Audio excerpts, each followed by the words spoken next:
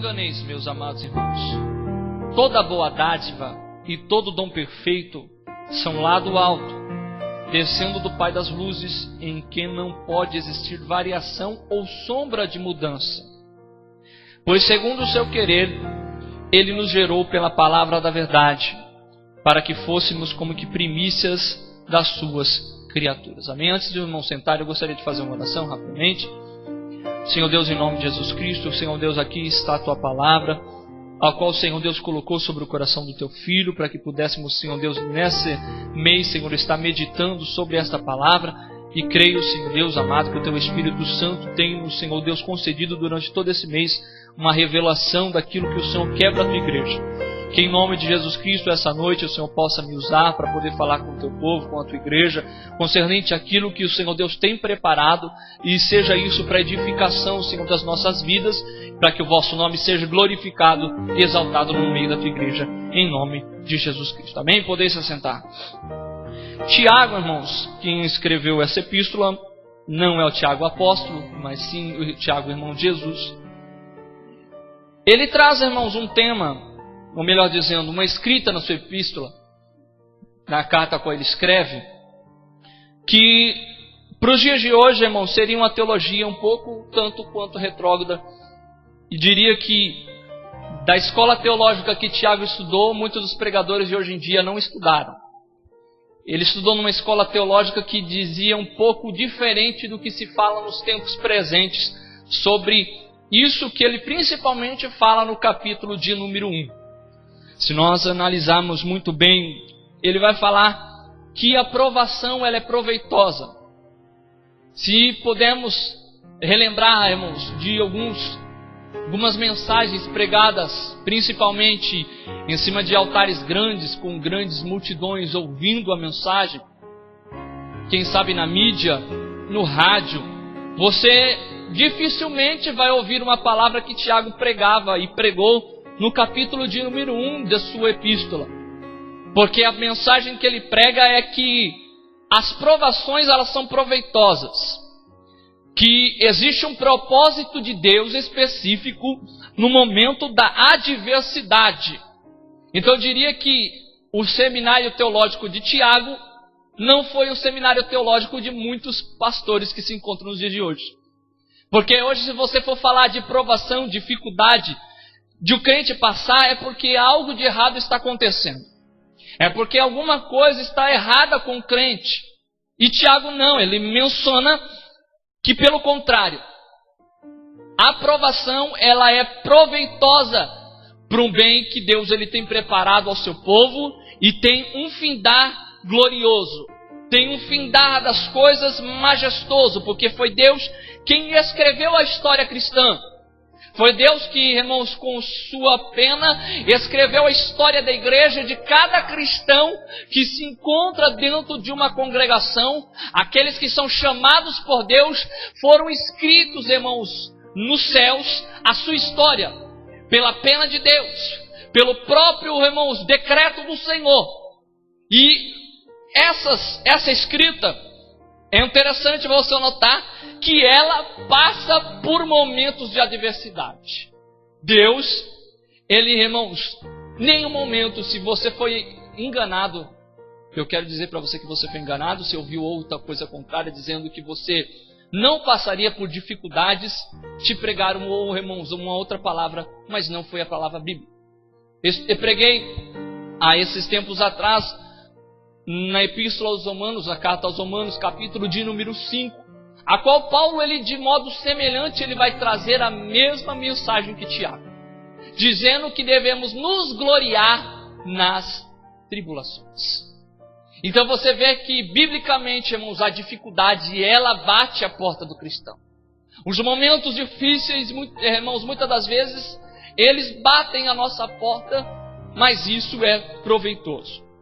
Gostaria de iniciar, Tiago, quando ele escreve, no verso de número 1, existe um destinatário, a qual ele escreve, e você vai entender o significado do que ele está escrevendo sobre tribulação. É oportuno para o Tiago escrever isso. É oportuno ele escrever a que as provações, elas são proveitosas, que as provações, elas na verdade têm um propósito por Deus, porque a sua escrita é direcionada a um povo, verso de número 1, Tiago, servo de Deus e do Senhor Jesus Cristo, as 12 tribos que se encontram na dispersão, saudações. Tiago, ele não escreve as 12 tribos de Israel. Isso é uma analogia, irmãos, dizendo aos crentes que acreditaram, creram no Evangelho e foram resgatados por Deus, foram alcançados pela pregação, esses que agora estão sendo ferrenhamente perseguidos. Agora que estão, irmãos, sofrendo oposição. Até mesmo é relatado em Atos dos Apóstolos a história de Saulo de Tarso, que perseguia a igreja, perseguidor dos cristãos. E essa perseguição, irmãos, da igreja não era algo como vemos nos dias de hoje. Hoje as pessoas, elas são perseguidas dentro de um serviço e falam: nossa, estou sendo perseguido onde Deus me colocou, estou sendo perseguido onde eu moro, estou sendo perseguido onde eu trabalho. E aí, irmãos, eu faço o questionamento e faço a pergunta: mas você tem pregado de Cristo naquele lugar? Você tem anunciado a Cristo dentro de onde você está? E muitas das vezes, irmãos, as pessoas só veem algum tipo de perseguição, mas não tem, irmãos, o significado de ser perseguido por Cristo, porque a palavra de Deus ainda diz que bem-aventurados aqueles que são perseguidos pelo nome de Cristo. Só que o diferente, irmãos, que as pessoas acham que a perseguição é porque ela é cristã, mas nunca ninguém, irmãos, ouviu falar que ela é cristã dentro do seu serviço, e por alguma certa circunstância alguém se levanta contra a vida dela sem saber que ela é cristã, sem saber, irmãos, que ela é convertida, irmãos, por N motivos, e as pessoas dizem que estão sendo perseguidas por Cristo. A partir do momento que você pegar da palavra e começar a pregar a Cristo em um lugar, e as pessoas começarem a te perseguir pela pregação que você faz, aí eu vou dizer, irmão, que você é perseguido por Cristo.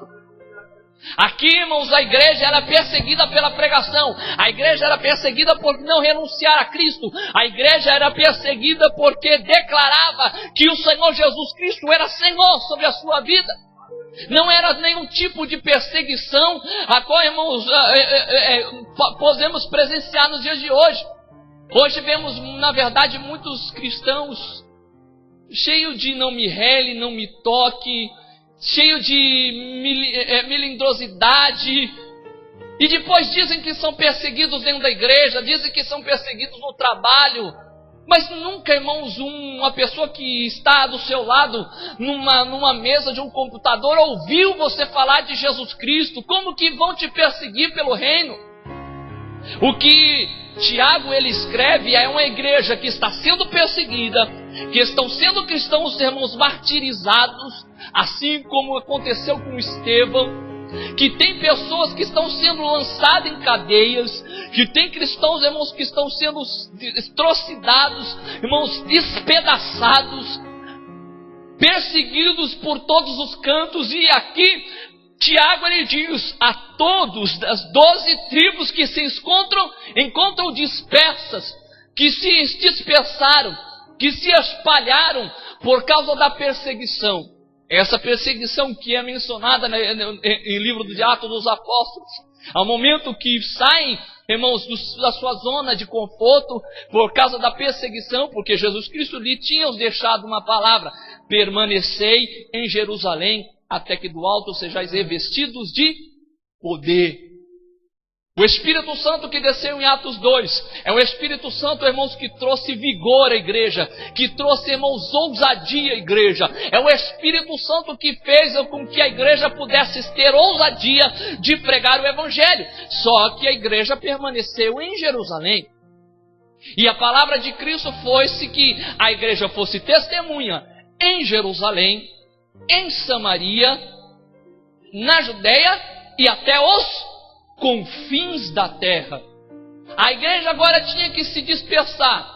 E eu imagino que o momento que Deus utiliza da dispersão, da perseguição, fosse para que o evangelho fosse propagado para outros campos. Então Tiago, ele escreve dizendo que a sua escrita é direcionada, tem um endereço às 12 tribos que se encontram na dispersão. Saudações do irmão Tiago.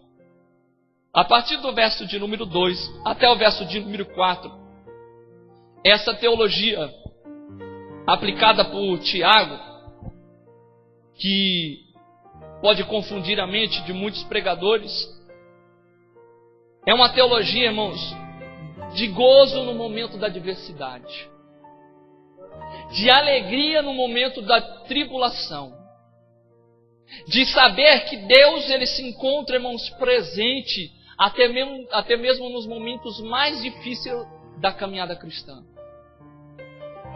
O mar, irmãos, ele assopra muitas das vezes sobre a nossa embarcação e não entendemos que Jesus Cristo está dentro do barco. Não compreendemos que Jesus Cristo, irmãos, ele lançou uma palavra, e a palavra que Deus lança, que Cristo lançou, ela, irmãos, se perpetua até os dias de hoje. Jesus Cristo, quando ascendeu aos céus, irmãos, ele disse uma única palavra referente a que estaria conosco todos os dias, até a consumação dos séculos. Glorioso é saber, irmãos, que no meio do vento, balançando e combatendo o teu barco, Jesus Cristo está lá contigo. Tiago, irmãos, ele menciona e fala assim: meus irmãos, tende por motivo de toda alegria o passade por várias provações, sabendo que a provação da vossa fé, uma vez confirmada, produz perseverança. Ora, a perseverança deve ter ação completa, para que sejais perfeitos e íntegros, em nada deficientes. Essa palavra, provação, que Tiago ele utiliza para poder trazer menção às dificuldades da vida, da rotina cristã, é a mesma palavra, irmãos, que é utilizada no grego para poder falar sobre a prova do metal, ou até mesmo a purificação do ouro.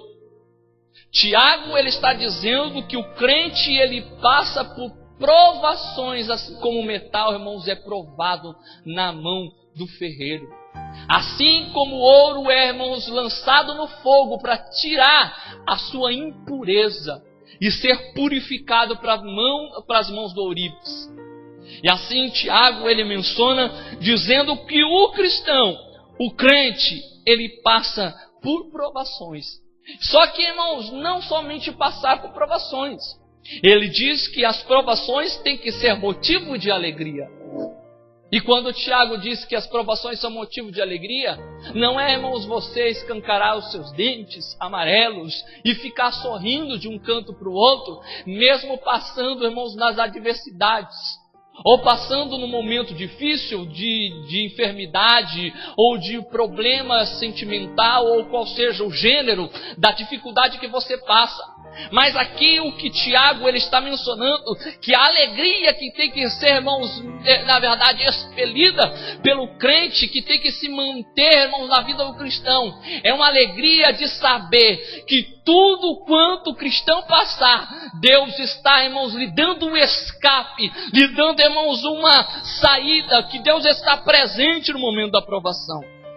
Ele diz que a alegria é motivo, a aprovação tem que ser motivo de alegria na vida do cristão. E aí no verso de número 3, ele menciona qual que é o efeito da aprovação na vida do cristão. Sabendo que a provação da vossa fé, uma vez confirmada, produz perseverança. O que é perseverar na presença de Deus?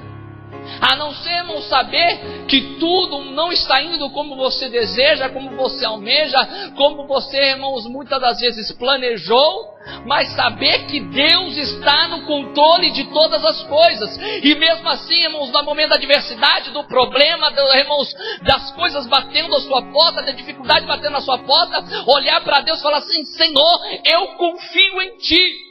Senhor, eu confio que o Senhor ainda há de me livrar, assim como fizeste Jó, no momento que passasse por adversidade. Muitos se chegaram a Jó, até mesmo sua mulher fala assim: amaldiçoa o teu Deus e morre. Como que pode um Deus amoroso, um Deus, irmãos, compassivo, um Deus misericordioso, permitir que o seu servo Jó, justo perante os olhos de Deus, sofresse e padecesse por tudo o que ele passou? Mas Jó foi perseverante. Jó, ele se manteve fiel até o fim. Ao ponto, irmãos, que ele se volta à sua esposa e fala assim: dizes como uma louca. Jó, ele permaneceu, porque ele sabia que o seu Redentor vivia. Ele sabia que se levantaria ao seu favor e ao tempo oportuno por Deus, irmãos, colocaria ele num lugar, numa posição melhor. Então, as provações, entendemos que os momentos, irmãos, de maior bonança na nossa vida e de menos dificuldade, quando tudo vai bem, quando as coisas, elas estão bem, quando você abre a sua despensa e, irmãos, está abastada, abre a sua geladeira, o seu freezer, está cheio, quando a sua conta bancária está gorda, quando o seu relacionamento com sua esposa, com seu marido está indo bem, os seus filhos estão com boas notas na escola, dificilmente o cristão é provado nessas circunstâncias. Mas você quer ver, irmãos, alguém ser provado? É quando não abre a geladeira e não tem nada lá, a não ser, irmãos, um galão de água para poder beber. Irmãos, é quando abre a despensa e não vê nada a não ser 1 quilo de fubá para poder, irmãos, fazer. Existem vários nomes aí pelo norte, pelo nordeste, é fazer aquele mexido que eu digo que é polenta, mas no norte tem outro nome. Irmãos, é quando você vê que as dificuldades, os momentos difíceis batem a porta. Aí que o cristão, irmãos, ele desce na presença de Deus. Aí que você vê, irmãos, que o cristão ele começa a ficar com o joelho calejado. Não é no momento mais fácil de bonança. Não é no momento mais alegre, mais festivo, mais festeiro que você vê o verdadeiro cristão. Mas é no momento que ele está no leito de uma cama. É no momento, irmãos, quando ele vai lá na conta bancária e não tem dinheiro para poder pagar o aluguel, para poder pagar, irmãos, as suas dívidas. E aí, irmãos, vai buscar a Deus na madrugada, vai buscar a Deus no íntimo do seu quarto, vai buscar a Deus, irmãos, na leitura da palavra. Por que, irmãos, nós somos dessa forma? Porque esperamos que a adversidade bata, irmãos, na nossa porta para que possamos correr em direção a Deus. Mas isso acontece, por isso que a provação ela é proveitosa para poder produzir perseverança na vida do crente. Verso de número 4, ora, a perseverança deve ter ação completa, para que sejais perfeitos e íntegros em nada deficiente. Perseverança significa constância. Perseverança significa que você não se dobra à situação. E o que isso produz? Por sua vez, produz caráter aprovado. Cristão, irmãos, que passa por adversidade, que se mantém firme, não inconstante, mas com constância na presença de Deus, perseverante, ele tem caráter íntegro, perfeito e não é deficiente. Isso é caráter aprovado. Isso, irmãos, é caráter cristão, irmãos, que passou pela prova. Trazendo, irmãos, menção do que eu mencionei anteriormente. Quando o ferro, ele, irmãos, é provado, ele, irmãos, tem que receber o fogo.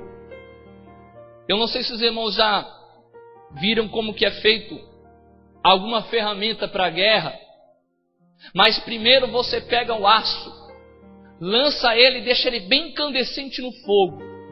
E, irmãos, além de passar no fogo, que já é uma aprovação, depois vem a marreta. Depois vem, irmãos, a bigorna e a marreta por cima para poder tomar forma. O crente é da mesma forma. O crente é da mesma maneira, é na adversidade. Ele vai tomando forma, irmãos, nos momentos difíceis. Ele vai tomando forma, irmãos, para poder guerrear nos momentos da adversidade. Por isso que Deus, Ele usa da provação para poder trazer um caráter íntegro, aprovado, constante, que permanece na sua presença. Amém? O verso de número 5.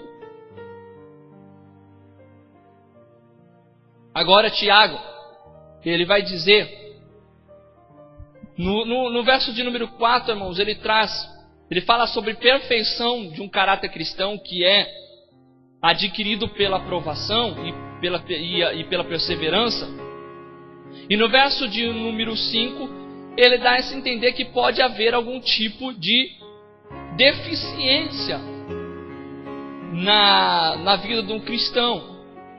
Mas aí, irmãos, ele abre uma alternativa, dizendo que temos a quem ocorrer no momento que estamos passando por provação e não conseguimos passar pela adversidade. E aí ele começa, verso de número 5 ao verso de número 8. Se porém algum de vós necessita de sabedoria, peça a Deus, que a todos dá liberalmente e nada lhes impropera, e ser-lhe-á concedida. Tiago está falando que se tem faltado, porque, irmãos, o que é produzido pela aprovação é caráter íntegro. Se agora, se existe algum tipo de deficiência do cristão no momento da adversidade, Tiago fala assim: olha, se você está com dificuldade de passar na aprovação, recorra a Deus, peça-lhe sabedoria para que você possa enfrentar a adversidade. E aqui ele diz que, pedindo a Deus, Deus não lhe impropera, ou seja, algumas traduções dizem de uma maneira melhor compreensiva, diz assim, não lhe lança no rosto. Deus, ele faz, irmão, sem que possa lançar no rosto. Muitas das coisas nós fazemos favores, temos atitudes, fazemos algo para algum irmão, mas quando esse irmão pisa na bola, muitas das vezes, logo, irmãos, quando vamos novamente ter um auxílio e uma ajuda a esse irmão, lançamos sobre o seu rosto o que ele fez. Só que a palavra de Deus diz que Deus, ele dá liberalmente sabedoria. Tem faltado, irmãos, sabedoria no momento da adversidade? Peça a Deus. Que Deus, ele derrama liberalmente. E além de derramar liberalmente, com abundância, ele ainda, irmãos, não lança no rosto. Ele ainda não fica lançando no rosto que você tem pedido sabedoria constantemente. Deus, ele dá liberalmente. Verso de número 3. Peça, porém, com fé. Único quesito que Deus, ele pede para o homem é que peça com fé, crendo, acreditando que Deus, ele vai dar-lhe sabedoria para que possa passar e ter um escape no momento das provações. E aí ele faz algumas referências sobre essa fé, porque ele diz assim: peça porém com fé, em nada duvidando, pois o que duvida é semelhante à onda do mar, impelida e agitada pelo vento. Não suponha esse homem que alcançará do Senhor alguma coisa. Homem de ânimo dobre, inconstante em todos os seus caminhos. Ele está dizendo que quem não tem fé, quem chega na presença de Deus e não tem fé naquilo que pede, se tem lhe pedido sabedoria, não acredita que vai receber sabedoria de Deus, ele compara o homem como uma onda impelida pelo vento. O que significa, irmãos, é que a onda, ela é direcionada pelo vento. Para onde o vento sopra, a onda, irmãos, é levada. Se o vento está soprando ao sul, a onda é levada para o sul. Se é, irmãos, rebatida a onda num vento oposto ao norte, a onda, ela é levada ao norte. E assim, irmãos, é o homem constante na presença de Deus. Tudo vai bem? Estou na igreja, contribuo, faço-me presente nos cultos, Estou constantemente, irmãos, na escola dominical. Irmãos, eu dou um conselho para vocês. Estamos em grande número de pessoas. Eu sei que muitas pessoas podem estar aqui no domingo de manhã. Se fazem presente na escola dominical. Ensaiam, estudam, se empenham. É só bater uma adversidade na porta. E por isso que Deus diz, irmãos, que não devemos ser inconstantes. Vou deixar de contribuir, vou deixar de ir na igreja, não vou mais me apresentar na presença de Deus. E Deus, Tiago menciona assim, não pense, suponha esse homem que alcançará do Senhor alguma coisa. Homem de ânimo dobre. Sabe, irmãos, o que significa essa palavra ânimo dobre? Significa homem com duas almas. Uma alma pende para um lado, arrasta para um lado. A outra arrasta para o outro. Não tem constância. Não tem ânimo para poder, irmãos, passar pelas diversidades. Por isso que há, irmãos, condição de recebermos do Senhor sabedoria é termos a fé. Para sermos constantes. E aí no verso de número 9, com grande sabedoria, Tiago ele escreve, logicamente, usado pelo Espírito de Deus, e ele diz assim, o irmão, porém, de condição humilde, porque muitos poderiam, irmãos, e essa era a condição, diria que grande parte da igreja primitiva era constituída de pessoas da classe baixa. Paulo ainda menciona dizendo que não foram muitos chamados, capítulo de número 2 de 1 Coríntios, não foram muitos chamados de grande sabedoria, mas a maioria são indutos. Normalmente o que eram chamados da igreja primitiva eram pessoas da classe mais baixa, que não tinham cultura, que não tinham estudo. E aqui, irmãos, o que Tiago ele diz assim, ó, irmão, porém, de condição humilde, glorie-se na sua dignidade, e o rico na sua insignificância, porque ele passará como a flor da erva, porque o sol se levanta com o seu ardente calor, e a erva seca, e a sua flor cai, e desaparece a formosura do seu rosto, do seu aspecto. Assim também se murchará o rico em seus caminhos. O que Tiago está querendo mencionar, irmãos, é que a situação da vida pode ser uma hoje, mas amanhã, irmãos, ela não pode ser a mesma. O homem que é humilde, que não tem grande condição, se glorie na condição que ele se encontra.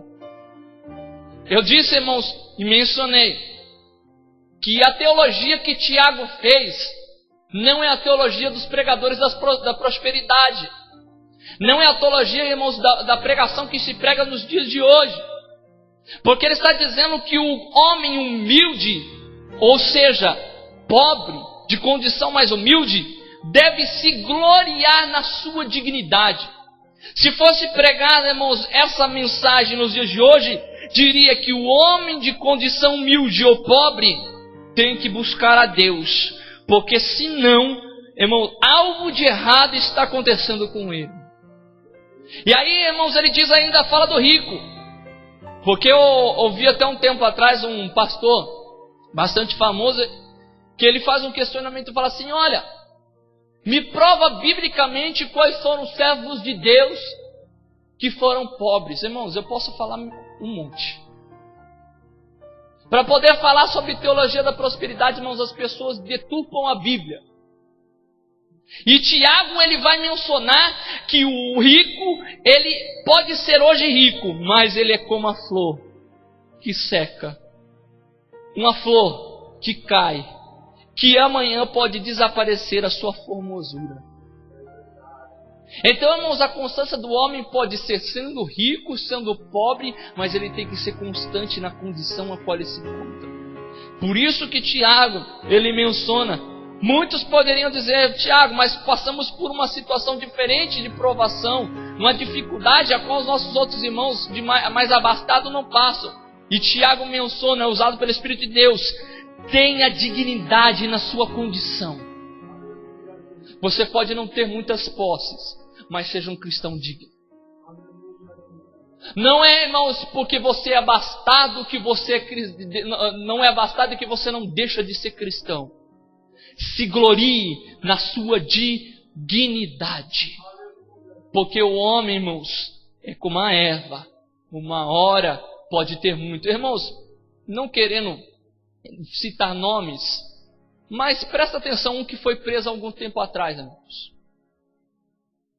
Um que há poucos meses atrás era conhecido como um dos 10 maiores homens mais ricos do mundo, brasileiro. Sabe onde ele se encontra hoje?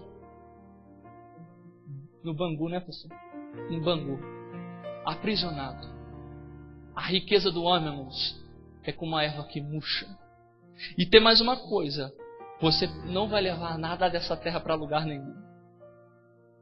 E é isso que Tiago, a partir do verso de número 2, ele diz: olha, bem-aventurado o homem que suporta com perseverança a provação, porque depois de ter sido aprovado, receberá a coroa da vida, a qual o Senhor prometeu aos que o amam. Preste bem atenção no que Tiago fala. Eu não sei, irmão, se é motivo de grande alegria para o seu coração saber que o findar de tudo que Deus tem preparado para você é a coroa da vida, é que Deus venha arredondar de tudo que você tem passado, a adversidade, os momentos difíceis, a dificuldade, as tribulações, as provações que você enfrenta, mas sabendo que isso redundará na vida eterna que o Senhor tem preparado para vós. É isso que Tiago vai falar. As provações são proveitosas. Ela te transforma num caráter íntegro. Um homem que não se dobra à circunstância, que não é levado e impelida pelo vento. Um homem que não se dobra às dificuldades, mas, irmão, somente se dobra na presença de Deus, pedindo sabedoria para passar na adversidade. E quando ele menciona, ele fala: preste bem atenção, porque é bem-aventurado, alegre e feliz o homem que suporta essa provação, que suporta isso que Deus tem colocado sobre a tua vida, porque o findar de todas essas coisas é que você será aprovado por Deus para poder, irmãos, receber o vosso galardão celestial.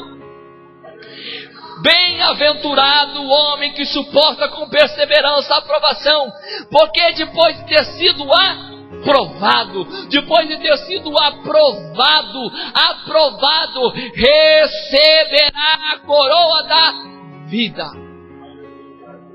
A provação, irmãos, Deus, quando Ele te coloca em provação, tem tudo preparado. Tudo já está escrito. Tudo já está, irmãos, já foi determinado por Deus. Tudo isso se redundará na tua vida eterna. Só que, irmãos, o que interessante é que Tiago ele continua mencionando a partir do verso de número 13. E ele utiliza a mesma palavra, irmãos, no original, que ele usa para falar sobre provação. Ele vai falar também sobre tentação. É que a nossa Bíblia, ela, na sua tradução, ela diferenciou uma palavra da outra, mas é a mesma palavra que Tiago utiliza. Verso de número 13. Ninguém ao ser tentado diga: sou tentado por Deus, porque Deus não pode ser tentado pelo mal, e Ele mesmo a ninguém tenta. Ao contrário, cada um é tentado pela sua própria cobiça, quando esta o atrai, o seduz. Então a cobiça, depois de haver concebido, dá luz ao pecado, e o pecado, uma vez consumado, gera a... Presta bem atenção, irmãos, do ciclo da provisão de Deus. Deus, Ele toma da vida do cristão, Ele prova o seu caráter, Ele prova a sua fé, Ele nos coloca em momentos de adversidade, sabendo que seremos aprovados, a transformarmos em homens perfeitos, íntegros, em nada deficiente, caráter aprovado. E depois disso, irmãos, passando por toda essa tribulação, sendo aprovado por Deus, isso redundará em vida eterna. Agora presta bem atenção, irmãos, quando somos levados pelas nossas paixões. Ninguém ao ser tentado diga sou tentado por Deus. Porque presta bem atenção, Deus, Ele quando prova, Ele tem um objetivo final. E esse objetivo não pode ser frustrado. Deus, Ele nunca prova o homem para queda. Não existe provação que Deus ele faça sobre o homem que é para queda. Toda vez que Deus prova o homem, Ele prova para provar. Deus ele te prova para provar. Deus ele te colocou nessa circunstância porque sabe que você vai passar. Deus ele prova para provar. Só que ao contrário do ciclo que Deus ele traz sobre a vida do homem, presta bem atenção. Ninguém ao ser tentado diga sou tentado por Deus, porque Deus a ninguém tenta. Ou seja, essa tentação ela não vem de Deus. Porque Deus não tenta e também não pode ser tentado pelo mal. E Ele mesmo a ninguém tenta. Deus prova para provar. Agora quando o homem é tentado para queda, irmãos, e cai no pecado, olha o que é dito por Tiago. Ao contrário, cada um é tentado pela sua própria cobiça. O próprio coração humano que o seduz e o atrai. É a própria vontade humana, irmãos, que o faz cair, que o leva à queda. Deus prova para aprovar para a vida eterna. O homem é tentado pela sua cobiça para cair no pecado e isso lhe gera morte. Irmãos, entenderam o que significa esse ciclo? Deus prova para provar o homem e lhe redundar em vida eterna. O homem cai no pecado, é tentado pelo pecado, pela sua cobiça, cai em pecado. Isso lhe traz, na verdade, um estado de pecaminosidade e lhe gera morte. Essa é a continuação do verso de número 15. Então, a cobiça humana, depois de haver concebido, ou seja, aquilo que foi planejado no coração humano, aquilo que já foi arquitetado, tudo quanto já foi planejado, irmãos, porque muitas das vezes o pecado, ele não é simplesmente de uma hora para outra que acontece, não. Às vezes, irmãos, houve uma maquinação do coração humano ao ponto que leva ele nessa condição. Então a cobiça, depois de haver concebido, essa concepção, irmãos, para que os irmãos possam compreender, é como uma criança sendo dada à luz. É como uma mulher concebendo um filho. Ela gera dentro dela a criança. Ela vai gerando durante 9 meses, até o momento que ele dá. O pecado também, irmãos, é gerado dentro do coração. O pecado ele vai sendo gerado. E depois de haver concebido o pecado, dá à luz o pecado, e o pecado, uma vez consumado, e aí já é a consumação do pecado, o que ele faz? Gera a morte. É um ciclo, irmãos. Como houve o ciclo da vida eterna, também existirá da perdição eterna. Como houve o caminho do cristão, também existirá o caminho do ímpio. Só que não diga, irmãos, que quando você é tentado pela sua cobiça, foi Deus que te colocou na circunstância que você se encontra. Porque Deus não tenta ninguém e também não pode ser tentado pelo mal. Ele não é a origem do mal. E pelo contrário, o que nós entendemos e lemos aqui nesse tema do mês que estamos, a partir do verso de número 16. Não vos enganei, meus amados irmãos. Quando Tiago diz assim, não vos enganei, não é Deus que vos tenta, não é Deus que vos faz cair, não é Deus que te colocou na condição a qual você se encontra por causa do pecado, porque Deus não pode ser tentado pelo mal e não te tentou a este ponto. O que Deus ele fez sobre a tua vida é te provar para que você pudesse ser aprovado, mas não tentado para a queda. Só que ele diz: não erreis, não vos enganeis, meus amados irmãos, porque Deus, como foi dito anteriormente, toda boa dádiva e todo dom perfeito vem lá do alto, descendo do Pai das luzes, em quem não existe sombra, não pode existir sombra, nem variação, nem mudança nenhuma. Deus, Ele não quer a queda humana. Ele, irmãos, não te coloca por caminhos, irmãos, para que você possa trilhar e tropeçar nas pedras que você tropeça. Deus, Ele tem preparado algo melhor para você, só que o coração do homem, ele é pecador. A sua cobiça o distancia de Deus, o afasta de Deus, o colocando numa condição de pecador, consumando o pecado, e isso gerará a morte. E isso lhe conduzirá, irmãos, à perdição eterna. O dom perfeito de Deus, a dádiva de Deus, aquilo que vem do alto, irmãos, é o que é relatado no verso de número 12, a coroa da vida que está preparada para todo aquele que crê. Mas, irmãos, o que está preparado para os filhos da perdição, para o que está preparado para aquele que se extravia do caminho de Deus, é a morte eterna. Verso de número 18. Pois segundo o seu querer, Ele nos gerou. Presta bem atenção, irmãos. Eu não falei sobre o pecado anteriormente? Verso de número 15. Então a cobiça, depois de haver concebido, dá a luz. E a luz, o pecado. Foi gerado, coração humano, deu-se a luz ao pecado, e o pecado gerou a... Só que Deus, irmãos, Ele nos gerou pela sua palavra. Deus, Ele nos gerou, irmãos, é o mesmo significado. Geração. A mulher que tem um filho, a criança no seu ventre, que vai lhe gerando, que vai tendo o tempo oportuno da vida, ao ponto que concebe.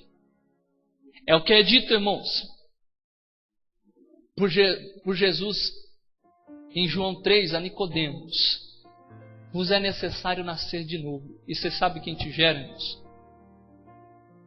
Você tem que nascer da água, você tem que nascer do Espírito. Essa geração, pois segundo ao seu querer, Ele nos gerou pela palavra da verdade, para que fôssemos como de primícias das suas criaturas. Deus, Ele te gerou. Deus, irmãos, Ele te gerou para a salvação.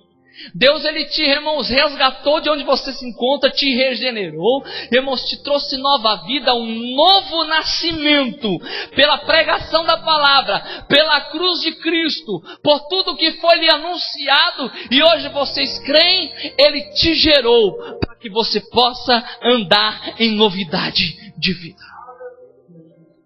Esse, irmãos, é o ciclo que eu gostaria de deixar, e algo que eu gostaria de deixar sobre o coração dos irmãos. Repassando, Deus, Ele prova o coração humano, a vida humana, para que possa, irmãos, nos aprovar, termos caráter íntegro, sermos perfeitos, não deficientes, constantes, perseverantes, passando pela adversidade, pelas dificuldades, pelas provações, sabendo que isso redundará na vida eterna. Mas presta bem atenção também à inconstância do homem, porque a cobiça, ela gera o pecado dentro do homem. E uma vez concebido, dá luz ao pecado, e ele sendo consumado, gera a morte. Eis a palavra que Jesus Cristo, irmãos, Ele disse certa vez aos seus seguidores: eis que o caminho, irmãos, a porta, ela é estreita, e o caminho também é estreito. Entrar pela porta estreita e pelo caminho estreito, que são poucos o que entram por ela. Mas o caminho de perdição é largo, espaçoso. A porta é bem ampla, e são muitos que se precipitam por essa porta. Deus, Ele tem preparado um caminho para você hoje. Deus, irmãos, Ele te resgatou de onde você se encontra. Não é para você viver como andava no mundo. Deus, Ele te gerou como nova criatura para que você pudesse, irmãos, redundar a sua vida para a glória do Senhor e isso possa lhe salvar em nome de Jesus Cristo. Amém? Eu agradeço a oportunidade em nome de Jesus.